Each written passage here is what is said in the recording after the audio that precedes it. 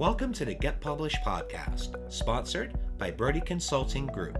To get more information about our coaching, publishing, executive ghostwriting, and podcast production services, go to getpublishedpodcast.com.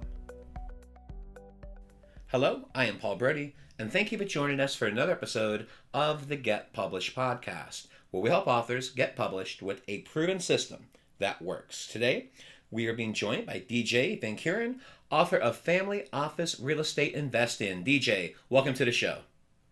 Hi, thanks for having me. Are you ready to get started? Yes, we are. All right, question number 1. What is the one piece of advice that you would give to a first-time author who is currently writing their book? The first advice that I would give is that if it's something that is information that can really help people, or you're trying to explain a topic, to make sure that it's as easy to understand as possible. So you don't want to make it too complicated. A lot of times people will grab books because they don't understand maybe a certain topic and they want to learn about it. And, when you start reading it, if it reads like a textbook, for example, most likely it's going to get put down. But if it's reading more like a story, or it's something that they're able to really comprehend, then you're going to be much better off. You're going to maintain the reader, and they're not only going to enjoy what they've read, but they're also going to understand it and tell others. Yeah, I couldn't agree with you more. It's one thing I always coach my clients on is like it has to be storytelling. You have to be able to connect with the reader, and it needs to be something that they can read on a flight from Dallas to New York. Something that's going to be direct, to the point, but also has really good storytelling to build that relationship and build that connection. Correct. Well, what do you feel is the hardest part about getting published? Well, today with what's happened with a lot of these self-publishing companies, I think that it's not the difficulty of getting published because you can publish yourself. It's really getting the word out there and the marketing of the book, and creating the awareness so that you actually have people reading, right? It's sort of like you could have the best widget ever created, but if nobody knows about it, it really doesn't matter. And so I don't think it's as much on the publishing side as it is of really the marketing side and the awareness. And with your book, was it self-published, or did you have it published traditionally? No, it was self-published, and so what I was able to do because of being known within the industry is to get it out there to numerous people, but I also used it as a way to become an authority in the marketplace. There really hadn't been anybody in the family office space that really grabbed onto the real estate component. And what was interesting too is that family offices, even though these people are worth hundreds of millions of dollars, they may understand chemicals where they created their wealth, but they don't understand the intricacies of real estate or private equity or hedge funds. And so, that's where I went through. I self-published and then tried to share it as much as I could with, other family offices, family members, and their professionals.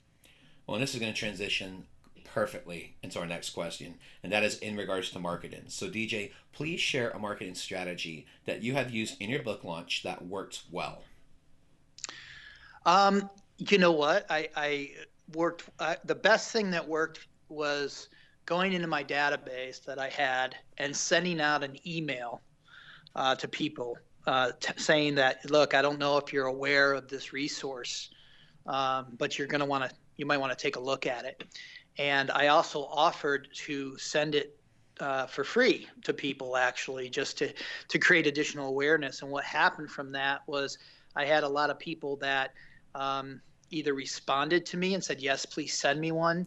I had more that actually went online and bought it.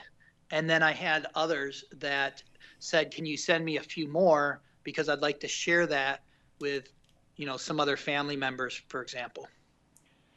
So how many people did you send it to in your database on the initial contact? Just ballpark.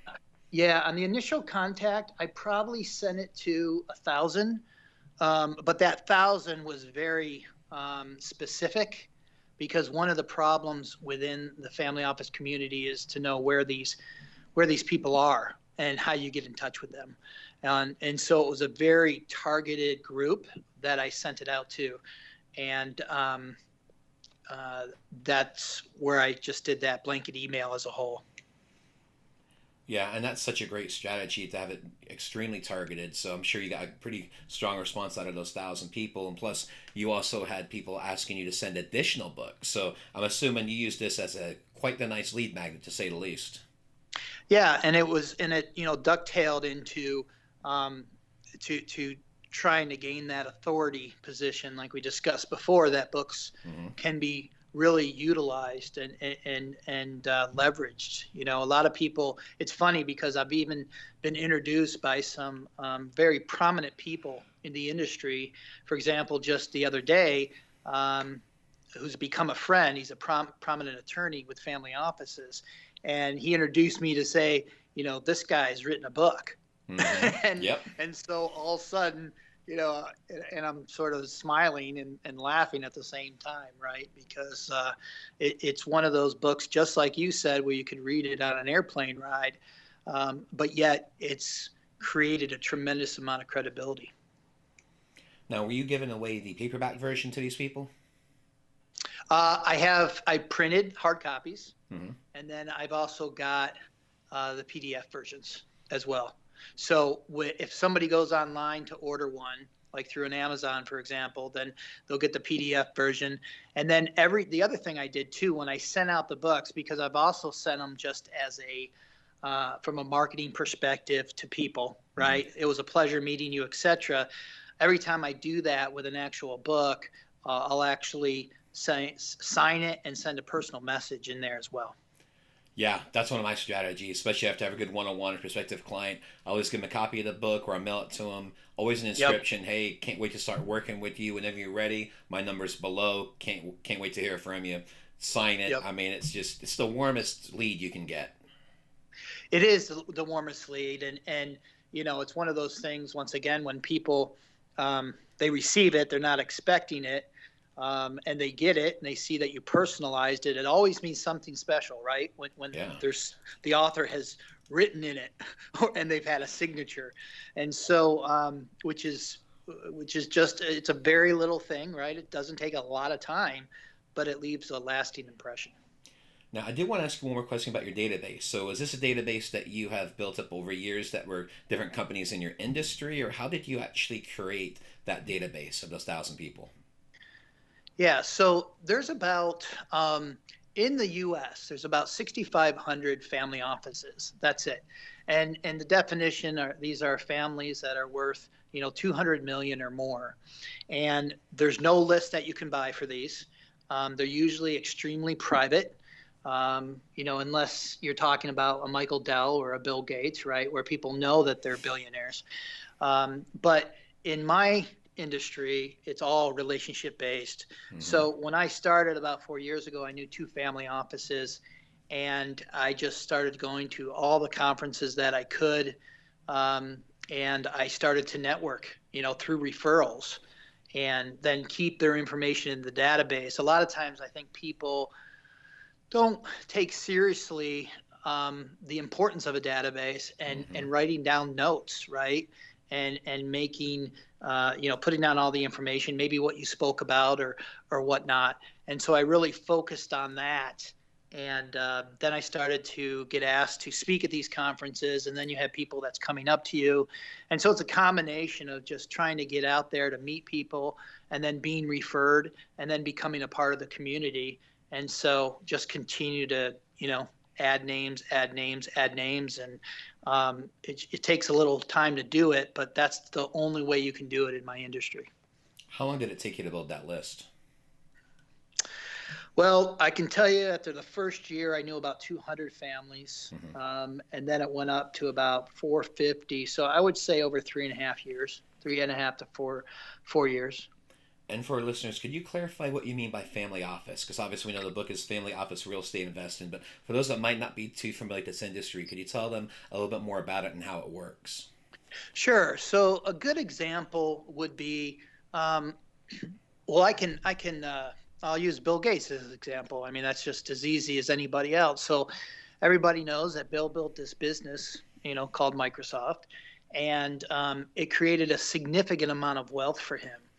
And so a lot of times you'll have business owners, for example, that'll go out and they'll be working on a business, and it could be chemicals that they're selling. It could be tires. It could be, a variety of doctor offices or whatever the case is. They then have a significant exit. So let's say they sell their business for 200, 300, maybe $500 million. Well, now you've got these people that are like, okay, I've created this significant amount of wealth. I would like this to last for future generations. So not only do I want my children to have this money and to benefit from it, but I also want their children and their children's children, etc. So what happens when there's a significant amount of wealth that people come into, they'll typically form what's called a family office. And that family office has two sides. One of it is the investment side, right? So they've created this money. They want to make sure that they're maintaining it. And that comes into investing into different areas, no different than you and I. The difference is that they're adding multiple zeros to that, to that amount that they're investing, right? And instead of buying a mutual fund that has multiple companies, they might be buying multiple companies directly. And then you have the other side, which is more of a soft side, where you're having to plan for, okay, what happens if we want to get it to the grandkids? When are they going to have access to the money? Or maybe there's a few kids that don't get along, and one of them thinks that they deserve more than another person, right? So you have to plan for that, with various transitions, and then you had the tax issue to deal with and everything else. So it's these people that are worth $250 million or more that had a significant amount of wealth creation, and then they bring it together to where they can try to make the best plans possible for their family and future generations. Thank you for clarifying that, because I know there's so many different sides of real estate, and I knew this area in particular is very unique, and it's a whole different beast in itself. Yeah, a lot of the families, own the real estate themselves, like many people do, and they allocate on average of about 15% to their portfolio. So you can imagine, if you have $200 million, that's $30 million that would be invested. And that, if you leverage that, can, get you over $100 million worth of real estate. So it's a significant amount. And it's the third area of wealth creation for people in the U.S. And it's really the second area that wealthy families will create additional wealth, through real estate. So it plays a definite part in all of their portfolios, and it can really create an income for generations to come. Well, and I'm curious, how many books are really out about this area? I'm not thinking too many. No, this is, in fact, for family offices, you could count them on two hands. Wow. Just family offices in general. In real estate, there is no other. And, there's been some other things I've done on the marketing side, which is extended since the book came out. But the book was really the foundation and the first thing that I really did. Well, cool.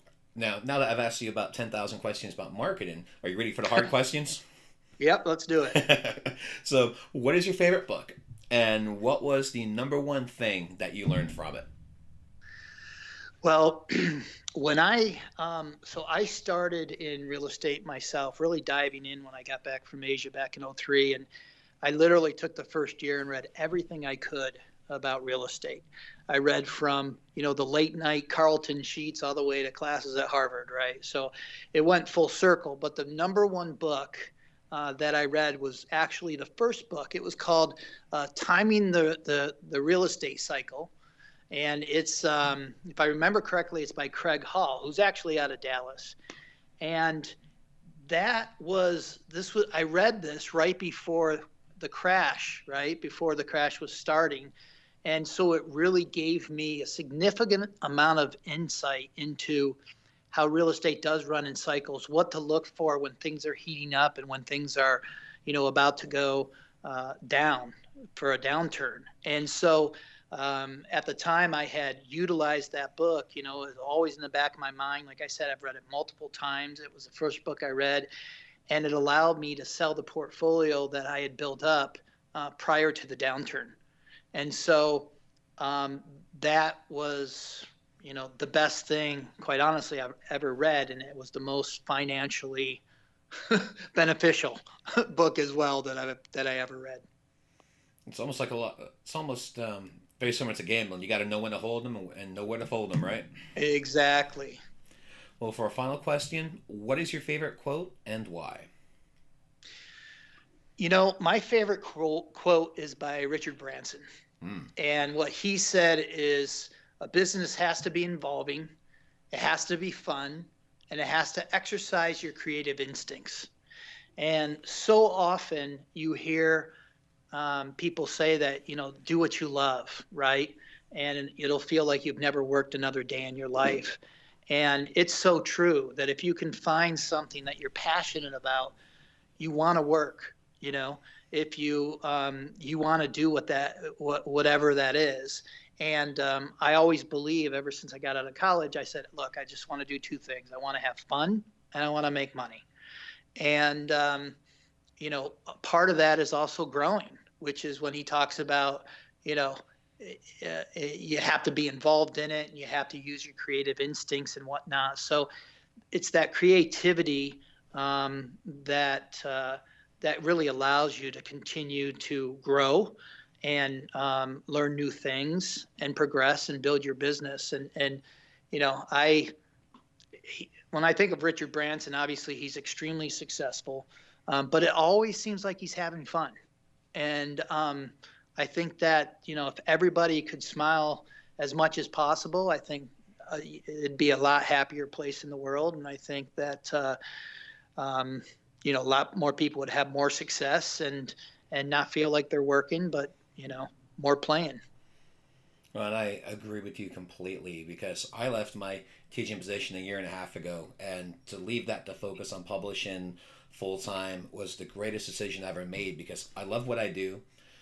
I work out my office. It's incredible because I have this 10-second commute from my living room to the home office where I get to do the show, where I get to check up my team, make sure they're good. I've got an amazing team I work with, great business partners. But the thing is, they all have the same philosophy that I do, that we enjoy what we're doing. And when we do live events together here locally in the Dallas-Fort Worth Metroplex, it comes across. We're not pitching, we're not selling. We are content creation, but we're having fun with it. And that's what attracts the business, is the fact that they see that we care. We have the same core values with truth and service. But the most important thing is we have a good time doing what we're doing, because if you're not having fun, why are you doing it? Well, I just had this conversation the other day too, as I said, you need to find something that you love, right? Yeah. And then you have to figure out how to make money at it. So, and I was saying, for a teacher, for example, well, obviously teachers are extremely important and they do something that's extremely needed, but you still might only make $35,000 a year. Well, if you look at some of the professors at some of the universities who are also teachers, some of them make $500,000 a year plus, right? So I think, or maybe it's educating people in a certain area that you enjoy, through books, through podcasts, etc. You're still effectively a teacher, right? But now you're doing it in a way that you can really get compensated for it. And so, that's where I say, find something you love, something that you enjoy, and then figure out, well, how do I make money doing this? And, when that comes together, you end up with the type of response that you just gave me about what you're doing. Well, and I think the answer to all of this, of course, is to write a book.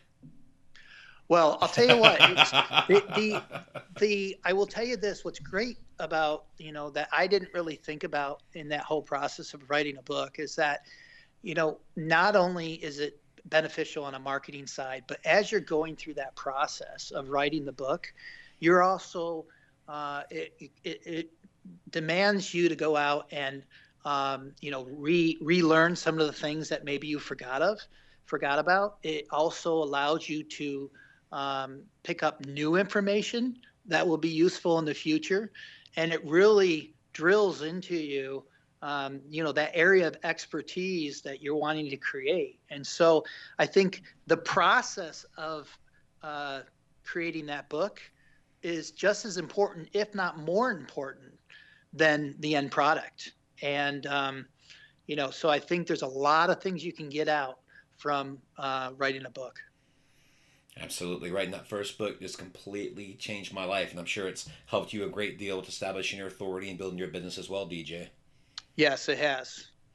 Well, DJ, I want to thank you for being a guest on the show. What is the best way for people to find you online? The best way to find me online is my personal website, actually, which is just djvankeuren.com. So letter D, letter J, then V as in Victor, ANKEUREN.com. That's it. And then there's contact information on there. Plus, there's a website that you can go to for the book and other information as well. Well, DJ, I want to thank you once again for being on the show, and I wish you all the best in your author journey ahead. Thanks very much for having me. Thanks again for joining us today. To learn more about how you can be featured in our brand new Get Published business book, go to getpublishedpodcast.com.